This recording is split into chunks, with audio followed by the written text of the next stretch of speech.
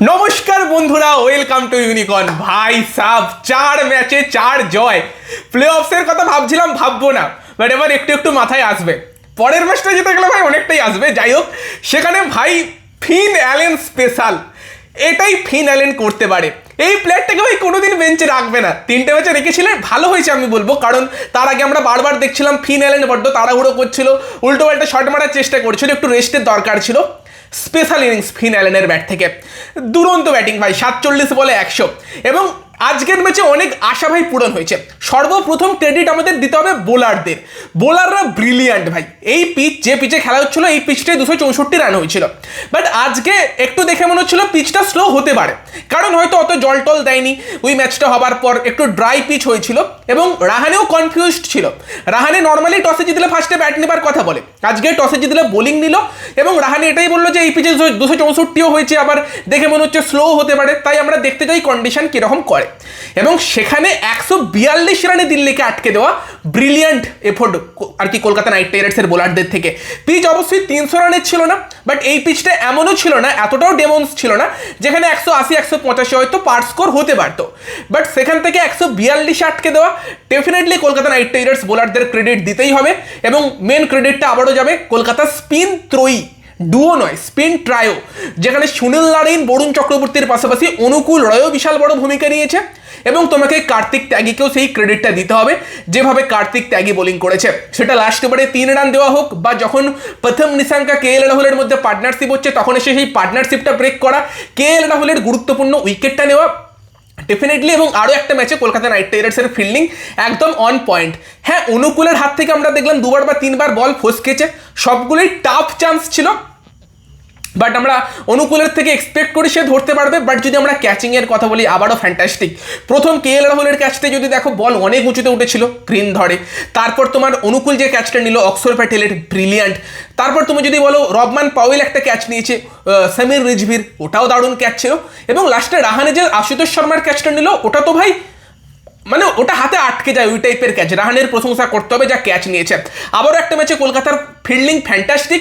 এবং তারই পাশাপাশি বোলারদের কথা বললে, বৈভব আরোরা ঠিকঠাক বোলিং করেছে এবং 10-এর নিচে ইকোনমি রেখেছে। ডেথেও ভালোই বল করছিল, আশুতোষ একটা 6 একটা 4 মেরে দেয়, ঠিকঠাক। তবে বাকিদের কথা বললে প্রত্যেকে ব্রিলিয়ান্ট। ক্যামেরন গ্রিন একটা ওভার করেছে, 12 রান দিয়েছে, বাট নীতিশ রানার উইকেটটা নিয়ে গিয়েছে, যেটা দরকার ছিল, কারণ নীতিশ রানা অবভিয়াসলি স্পিন ভালো খেলে। কলকাতার স্পিনারদের ডমিনেট করার জন্য নীতিশ রানাকে আউট করা দরকার ছিল, এবং সেই উইকেটটা ক্যামেরন গ্রিন নিয়েছে। এবং তারপর আমরা অনুকূল রয়ের কথা যদি বলি, অনুকূল রয় পাওয়ার প্লেতে 2টো ওভার করে, ঠিকঠাক ইকোনমিক্যাল ওভার ছিল। এবং একটা ওভারে ম্যাচটা যেটা পাল্টালো সেটাও অনুকূল রয়ের ওভার, যেই ওভারে প্রথম নিশাঙ্কা তাকে বাইরে বেরিয়ে একটা 4 মারে, এবং দেন তারপরেও সে তোমার অ্যান্টিসিপেট করে যে প্রথম নিশাঙ্কা আবার স্টেপ আউট করতে পারে, বলটা আরও ওয়াইড রাখে, ঘোরে, এবং সেখানে স্টাম্প আউট প্রথম নিশাঙ্কা। এবং তারপর ক্রিস্টিয়ান স্টাবস, যাকে আমার পার্সোনালি মনে হয় এই দিল্লি ক্যাপিটালস টিমের সবথেকে গুরুত্বপূর্ণ ব্যাটসম্যান, তাকে যেই ডেলিভারিতে বোল্ড করলো, ওটা অনবদ্য একটা ডেলিভারি ছিল। সেখানে কার্তিক ত্যাগী, অনুকূল রয়, এই দুজনও ব্রিলিয়ান্ট বোলিং করেছে, সঙ্গে বরুণ এবং নারাইন তো আছে। বরুণ চক্রবর্তী ভীষণই ইকোনমিক্যাল বোলিং করেছিল, তবে তার পাটা নিয়ে চিন্তা যেভাবে খোঁড়াচ্ছে। এবং লাস্টে 3টে বলে 16 রান খেয়ে গেল বোধহয়, ও লাস্ট ওভারটায় 16 রান খেয়ে গেল, একটা 6 2টো 4 আশুতোষ শর্মা মেরে দেয়, নয়তো বরুণেরও ফিগার খুবই ইকোনমিক্যাল থাকতো। তারই সঙ্গে সঙ্গে সুনীল নারাইন 4 ওভারে মাত্র 17 রান দিয়েছে।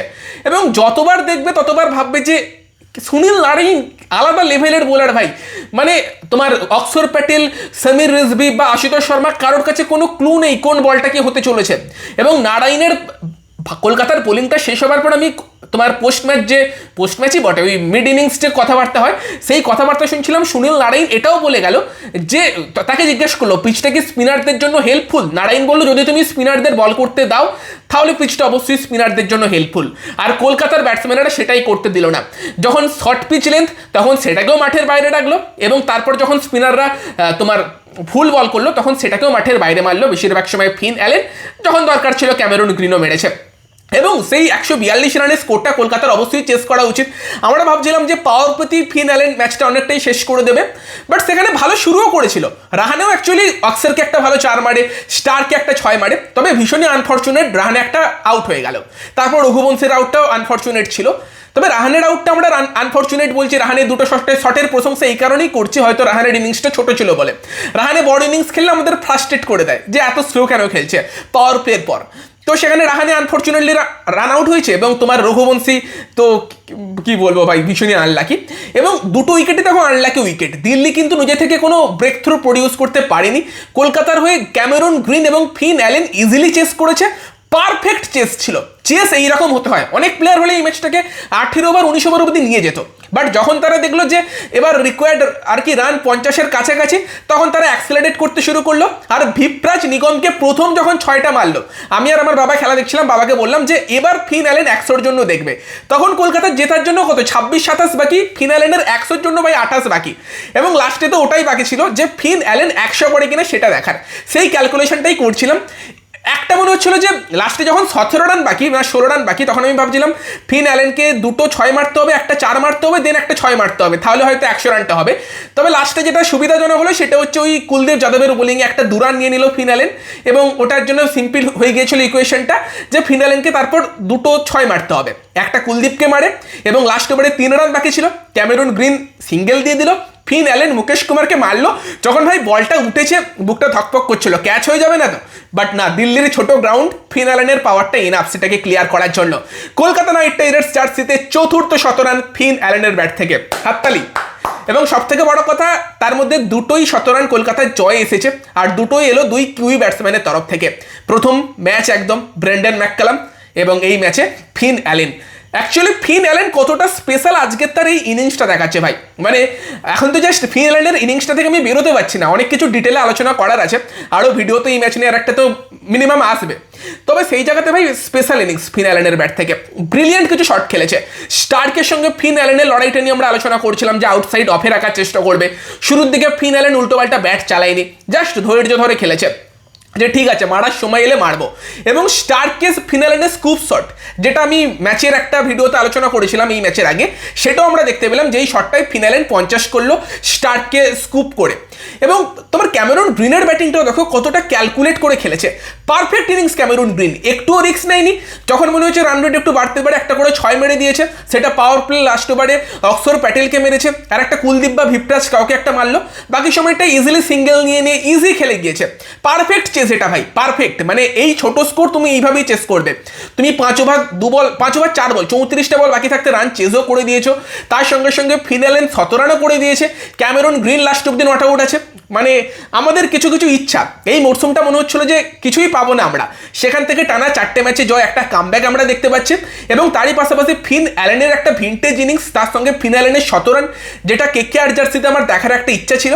আর একটা প্লেয়ার কতটা স্পেশাল হলে 143-এর চেসে ভাই 100 মেরে দিতে পারে, কতটা স্পেশাল হলে।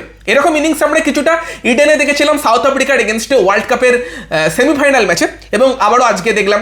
এবং তারই পাশাপাশি ভাই ফিন অ্যালেন এবং ক্যামেরন গ্রিনের একটা ভালো পার্টনারশিপ দেখার ইচ্ছা ছিল, সেটাও আজকে আমরা দেখতে পেলাম। সব মিলিয়ে perfect day as a Kolkata night Riders fan. দুরন্ত জয় কলকাতা নাইট রাইডার্সের জন্য, টোটালি মানে পুরোপুরি একদম এক পেসে জয়। এবং লাস্ট 2টো ম্যাচ কলকাতা বেস্ট ক্রিকেট খেলেছে, যত ম্যাচ যাচ্ছে কেকেআর নিজেদের সেরা ক্রিকেটটা খেলতে শুরু করছে, এটা আরও বেশি আশা দিচ্ছে। পরের ম্যাচটা কেকেআরের জন্য ভীষণ গুরুত্বপূর্ণ, বাট ডেফিনেটলি দারুণ সুন্দর জয়। তো তোমরা জানিও কলকাতার আজকের জয় নিয়ে কি বলবে, ফিন অ্যালেনের 17 রান নিয়ে কি বলবে ভাই। ব্রিলিয়ান্ট এক কথায়, অনবদ্য, দারুণ লাগলো ভাই, মন খুশ হয়ে গেল আজকে। তো বলো তোমাদের মতামত। ভিডিওটা ভালো লাগলে ভিডিওটাকে লাইক করে দিও, শেয়ার করে দিও, আমাদের চ্যানেলে প্রথমবার এলে আমাদের চ্যানেলটিকে সাবস্ক্রাইব করে তার পাশের বেল আইকনটাকে অন করে দিও। তো চলো গাইস, এই ভিডিওতে এই পর্যন্তই, বাই বাই।